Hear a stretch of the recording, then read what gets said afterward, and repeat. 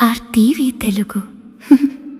మోపిదేవిలో ఘోరం. ఆర్టీసీ డ్రైవర్పై చెప్పుతో దాడి చేసిన మహిళ. కృష్ణా జిల్లా మోపిదేవిలో దారుణం జరిగింది. విధి నిర్వహణలో ఉన్న ఆర్టీసీ డ్రైవర్పై ఓ మహిళ రెచ్చిపోయింది.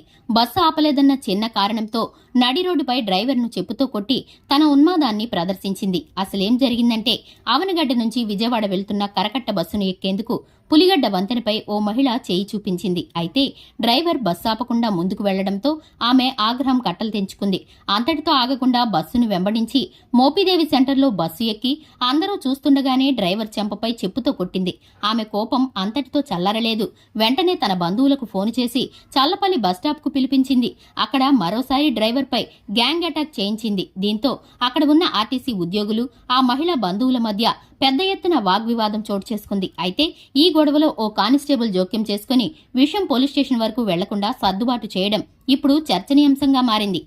చిన్న చిన్న కారణాలకే ప్రభుత్వ ఉద్యోగులపై ఇలా దాడులు చేయడం ఎంతవరకు సమంజసం? చట్టాన్ని చేతుల్లోకి తీసుకున్న వారిపై చర్యలు తీసుకోకుండా ఇలా సర్దుబాటు చేయడమేంటని తోటి ఆర్టీసీ కార్మికులు మండిపడుతున్నారు. మరి ఈ ఘటనపై ఉన్నతాధికారులు ఎలా స్పందిస్తారో వేచి చూడాలి.